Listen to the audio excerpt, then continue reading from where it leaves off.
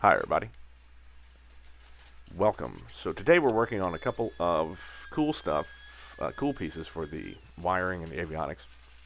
One is I've got my RF relay there, that little black box sitting on the workbench, and we're going to solder in new wires. So the wire that came with it is, decent, but one, it's not long enough and it's not good Tefsel wire. So we're removing all of it. Well, we're not removing all of it.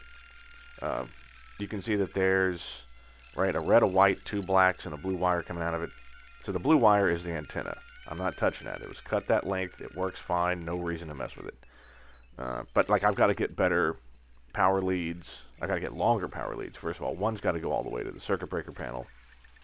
The second one needs to go to what's actually being powered, which is the PEP lights, and then we've got two grounds, one for the RF relay itself, and then one for whatever you're powering. That's got to get over to the forest of tabs. So there's going to be that. And then when we're done with that, we're going to be wiring in the avionics relay to the sub panel, which we'll see that in a second. Okay, so got some Q&A, and I meant to get to this the last video. One of the readers was asking about the fuel system. And I was mentioning that I do have a few regrets with the fuel system now.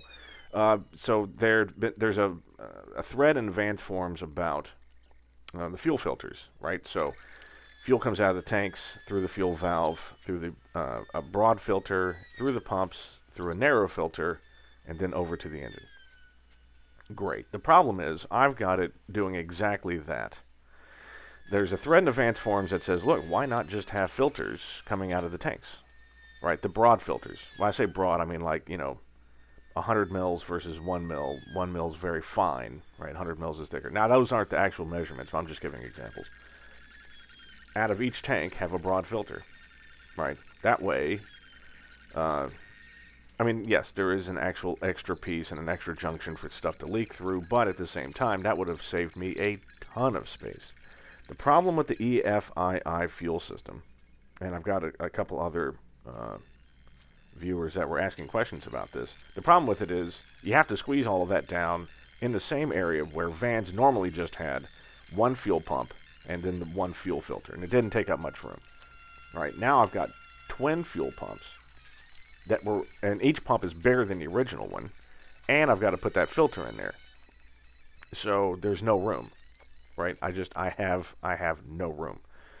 And anyone that looks down into my center tunnel will just look at it and go, holy crap, that's big. So yeah, had I known, and you know what, I'm actually thinking about finding a way to put the filters out in the wings, because then I can just remove it. Right? The hardest part was getting the piece of fuel line to go from the fuel valve to the filter. That was actually the hardest part. Getting a piece of line to go from the filter back around to the front of the pumps, that was easy. But getting that other line was basically luck. So, I don't know. We'll see. I'll let you know. Okay, so here we are mounting up the avionics relay into the sub panel on the left side of the fuselage. So you'd seen the three big 10-gauge lines that I've got going towards the circuit breaker panel, right? We've got the essential bus. There's the essential bus, the avionics, and the main bus. Now, technically, the avionics comes off the main bus, which you'll see here in just a second. So this panel, this little relay kit, sold by Stein. It's great quality, right? It's got a nice Tyco 30-amp relay, a little terminal block. It's mounted on a plate, which then comes with half-inch standoffs so that you can mount it anywhere you want.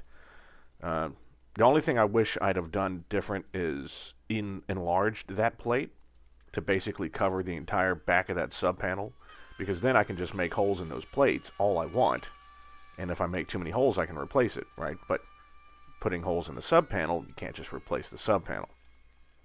So I do wish I'd have made that a little bigger. But yeah, so until the bus manager comes with my EFII system, everything's going to come off of this bus right here. So we're powering the main, essential, and avionics buses all at once, which works great. Like I said, eventually it'll get moved.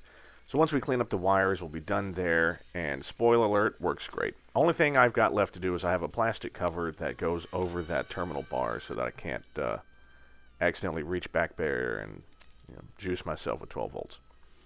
All right, so have a good Halloween weekend. My friend, we've got a gun that's going to shoot hard candy at kids at like 80 miles an hour. It's going to be hilarious.